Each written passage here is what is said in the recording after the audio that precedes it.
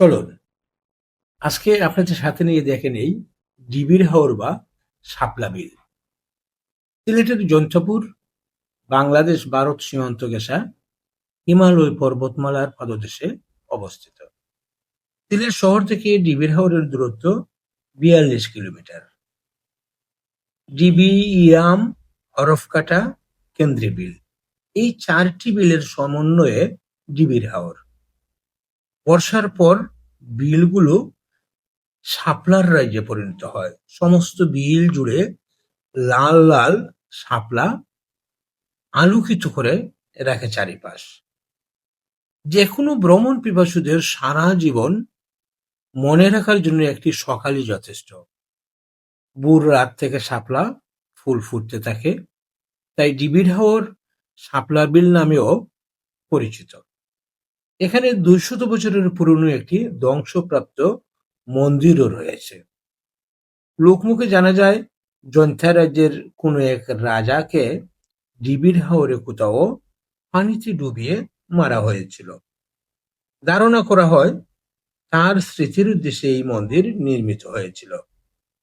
এছাড়া হরফকাটা ও ডিবি বিলের মধ্যস্থলে রাজা রাম সিংহের সমাধিস্থল রয়েছে। শীতকালে এই হাওর ঘিরে অতিথি পাখিদের রাজত্ব শুরু হয়। বালিহাঁস, সাদা বক, জলময়ূরী, পানকৌড়ি, বনেলা রাজহাঁস সহ নানা প্রজাতির পাখির কলরবে মুখরিত হয়ে ওঠে ডিবির হাওর। চোখ ভরে শাপলার সৌন্দর্য উপভোগ করতে হলে নভেম্বর মাস সবচেয়ে ভালো সময়। তার প্রকৃত রূপ উপভোগ করতে হলে সূর্যের আলো ফোটার আগেই হাওরে পৌঁছাতে হবে।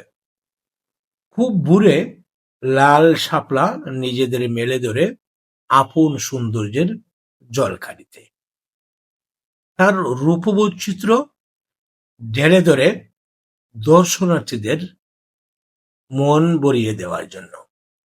আর দর্শনার্থীরাও নৌকায় করে এ প্রান্ত থেকে ও প্রান্ত, ও প্রান্ত থেকে এ প্রান্তে ঘুরে বেড়াচ্ছেন মনের সুখে। সত্যিকার অর্থে এ যেন এক শাপলার রাজ্য। তো আমরা এতক্ষণ শাপলা বিলে ছিলাম। শাপলা বিলের অনন্য বৈচিত্র্যতা এই সময়ে ফুটে ওঠে।